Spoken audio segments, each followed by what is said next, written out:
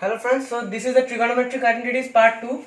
So for the part 1 you can check out my channel. We derived sine of a plus b equals sine a cos b plus cos a sine b. We used geometric derivation actually, and we also derived cos of a plus b equals cos a cos b minus sine a sine b.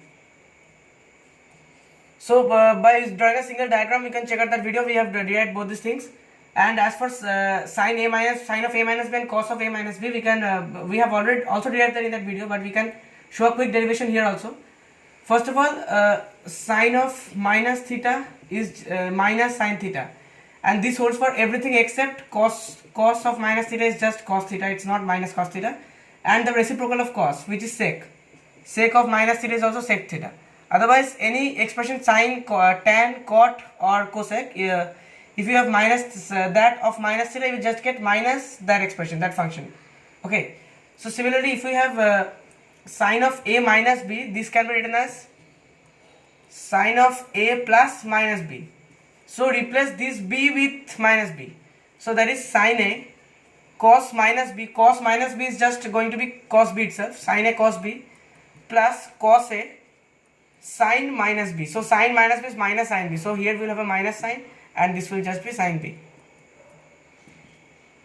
And as for cos a minus b, similarly, this is just cos of a plus minus b, which is just cos a cos minus b is just cos b. So cos a cos b minus sine a sine minus b, which is minus sine b. So plus sine b.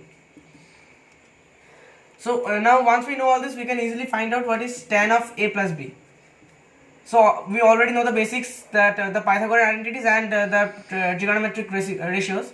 So tan is just sine over cos. So this is sine of a plus b over cos of a plus b. So we have this by this. Now we have to divide each and every term by cos a cos b. Okay. So the first term will be sine a cos b divided by cos a cos b plus cos a sin b divided by cos a cos b, the whole divided by cos a cos b divided by cos a cos b minus sin a sin b divided by cos a cos b. So in this case we can cancel out the cos b's. Here we can cancel out the cos a, and this is just going to be 1, and this term will be tan a, and this term will be tan b. And similarly this is also tan a and this is also tan b, because sin b over cos b is just tan b. We can use the same logic. So this is going to be tan a plus tan b over 1 minus tan a tan b. Okay, tan a plus tan b over 1 minus tan a tan b. And now we will derive tan of a minus b. This is just sine of a minus b over cos of a minus b. So say we will do the same thing. We just divide each and every term by cos a cos b. So this is sine a cos b by cos a cos b, which is just tan a. Sine a over cos a, just tan a, minus cos a sin b over cos a cos b. So sin b over cos b, that is just tan b. Tan a minus tan b, the whole divided by cos a cos b over cos a cos b is just 1. In this case plus, this will just be tan a tan b, right? So these are the basic identities. Now we can look at the double angle formulas. So for that we don't need all these things.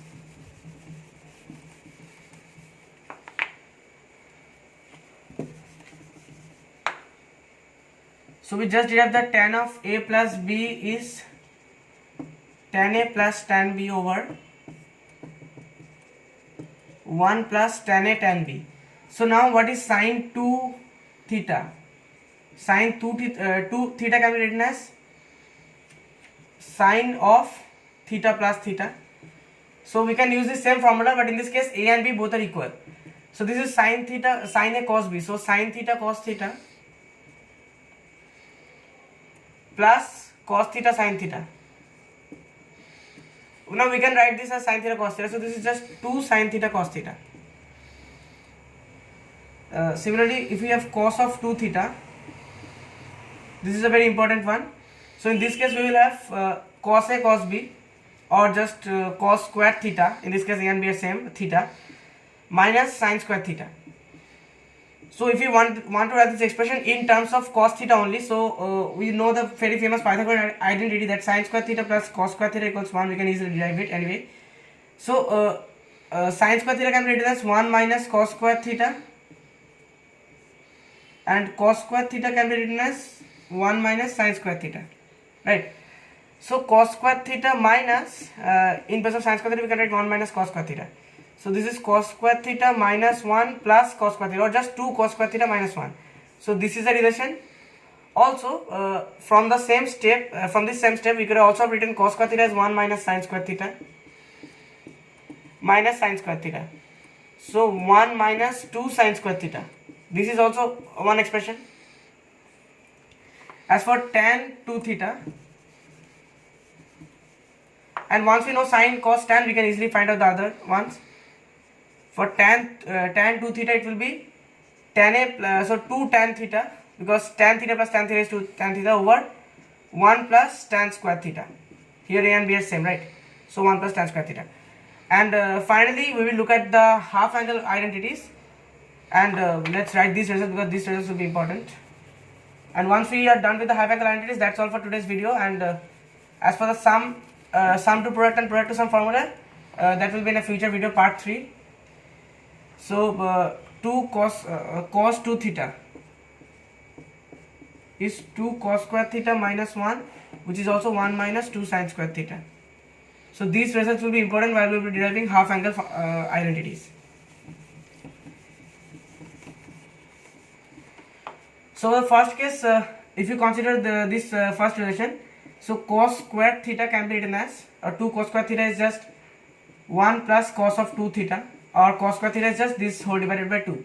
Now in place of theta, if you plug in theta over 2, so cos of theta over 2 will be 1 plus cos of 2 theta over 2. That's why we use this formula, because in this case it becomes easier to calculate. This 2 and this 2 cancels out over 2. So this is what we are trying to find out, cos theta over 2, and we have square. So we just take the square root. So cos theta over 2 is going to be, obviously there will be a plus minus under root of 1 plus cos theta. These 2 and this 2 will cancel each other out over 2.